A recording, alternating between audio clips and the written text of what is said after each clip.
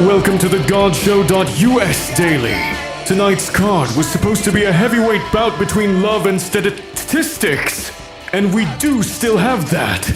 But first, no. No, that's wrong. That is the wrong event. That was the catering schedule. This is Philosophy 15. Wisdom Traditions. One question. Somebody wrote vows they meant, and a marriage they're not sure about. And the traditions in this building are not unified on what to do about it. Cage is open. Question is live. Let's go.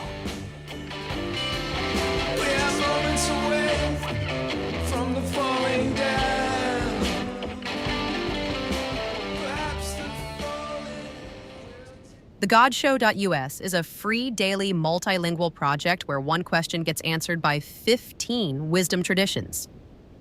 Find the question of the day, ask your own, and build your personal belief profile at the GodShow.us. Today's question: what do I tell the officiant when the vows I wrote are true but the marriage probably isn't?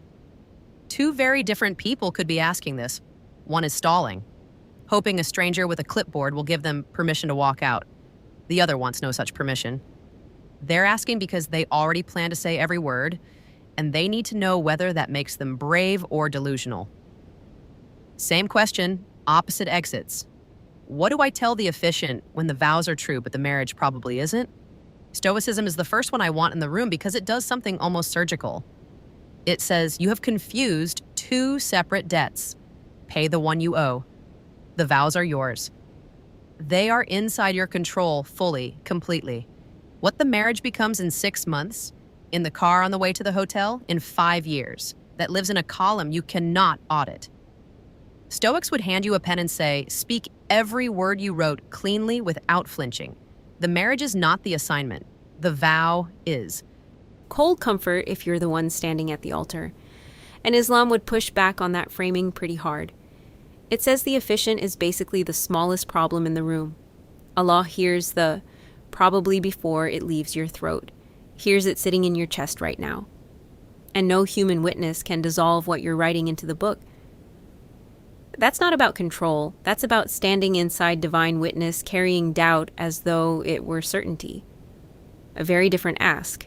Judaism pivots the whole thing into a courtroom. It says, your vows may be the only honest thing in the room, but before you tell the officiant anything, ask yourself which rabbi you consulted when you decided the marriage probably isn't. Because that ruling came from somewhere. It came fast. And whoever issued it did not hear the other side. It's not comfort. That's a cross-examination. Judaism will not let you treat your own doubt as a verdict without calling witnesses. Absurdism is the one I keep coming back to, and it's the only tradition that doesn't try to resolve the tension.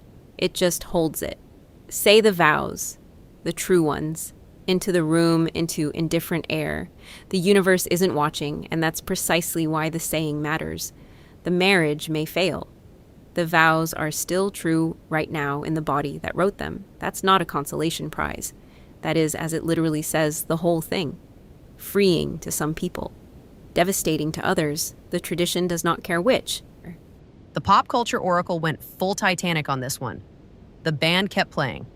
The ship was already going down. The band kept playing anyway, not in denial, but because the music was true even when the hull wasn't. Your vows are the band, and yes, we all know the Titanic. If somehow you don't, it's the one where the ship sinks in the last 40 minutes, and two people on the bow had a very optimistic afternoon before that. The oracle is saying the optimistic afternoon was not a lie just because the iceberg was already there. Whether that lands as wisdom or just a good cry, I'll let you decide. If I'm calling one tradition first about this question, it's Judaism. Because it's the only one that refuses to let you be the sole judge of your own doubt. It insists the other side hasn't testified yet. And for a question this loaded, that might be exactly the right delay. The GodShow.us would like to thank our sponsor, Typeset.us. When generic web typography is letting you down, refine your work for free using Typeset.us. And thanks to DYorkMusic.com for our dark rock intro tune.